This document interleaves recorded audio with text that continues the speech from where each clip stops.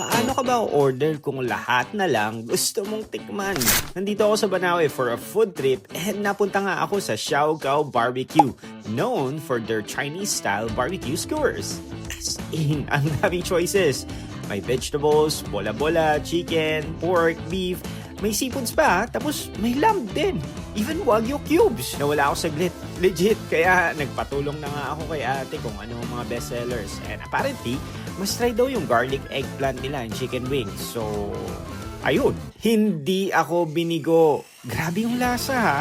May special Siargao seasoning siya. Pwedeng spicy or original. And alam mo ba yung hinahanap ko pa yung sauce pero hindi naman pala kailangan dahil sobrang malasa na siya agad. Prices starts at 30 pesos for veggie skewers. Tapos yung favorites ng marami, yung chicken isaw, 40 pesos lang siya. So pwede ka talaga mag-mix and match.